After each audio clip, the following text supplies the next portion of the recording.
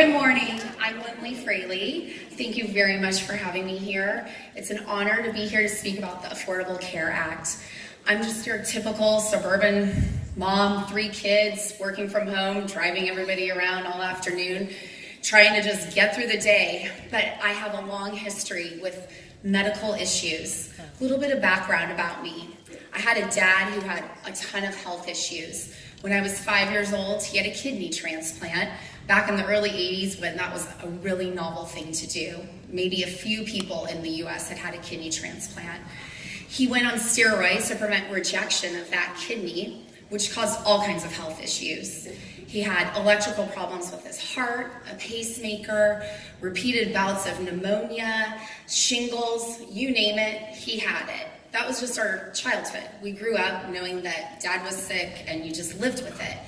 But as you can imagine, the cost of that treatment was very, very expensive. My dad also suffered from squamous cell carcinoma, which I think most people know is, skin cancer. It's not melanoma. Most people don't die from squamous cell carcinoma. Unfortunately, though, because he was on such a high level of steroids, he had no resistance to be able to fight off things like squamous cell carcinoma. He also had a very bare bones health insurance policy at that point, being self-employed. So, typical treatment was remove, cut and remove, that was it. No further treatment. After 30, 40, 50 times of removal, it became very apparent to all of us that something more needed to be done. Eventually, we were able to get him transferred to my mom's health insurance because he'd already reached a lifetime cap and nothing else was offered to him. Once we got him transferred to my mom's health insurance, he was able to get radiation, but that led to radiation poisoning. Eventually, he passed away shortly thereafter. Just another victim of the healthcare system. It was kind of an accepted fact at that point. Fast forward 10 years, married, uneventful pregnancy, and surprisingly, I give birth 6 weeks early to our daughter, who's now 10 years old, but she was a preemie.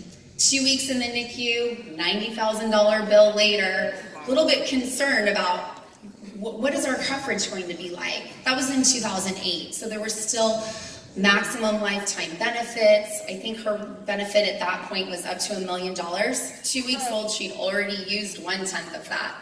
That's a scary prospect as a parent to see your child, wondering what's going to happen to them. Will they be able to get health insurance in the future? Will we be able to pay these bills? Thinking we're in the clear again, 6 short months later, my husband, out of the blue, was diagnosed with a malignant brain tumor.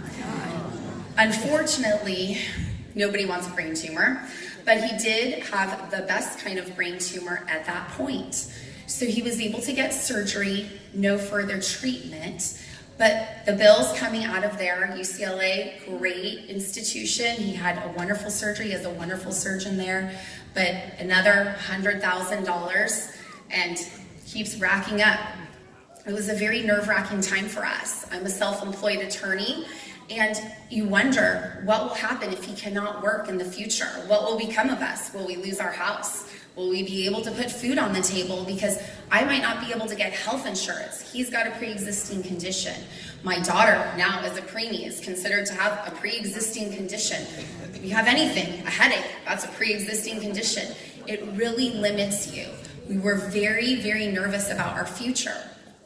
Fortunately, when the ACA was passed, we felt huge relief knowing that if my husband can't work, I can go out and get health insurance to cover our family, and I don't have to worry about filing for bankruptcy because I can't pay for his medical bills.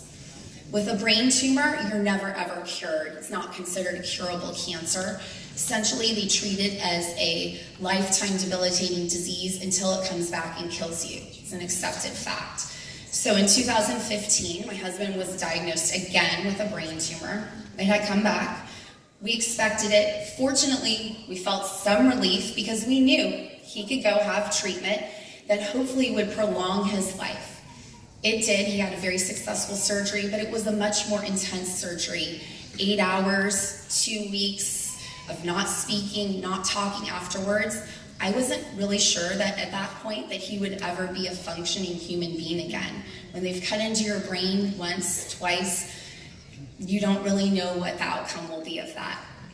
Fortunately though, he recovered, he's doing very well, and then insurance covered 6 weeks of radiation, 9 months of chemo, 3 different chemo drugs. But you can imagine the cost of that. Radiation bill, we got the EOBs, $100,000. The drugs, the chemo, $250,000. I mean, he is well over his lifetime maximum now. The ACA is so important to so many people, everyone here. This story is not just about me, it's about all Americans.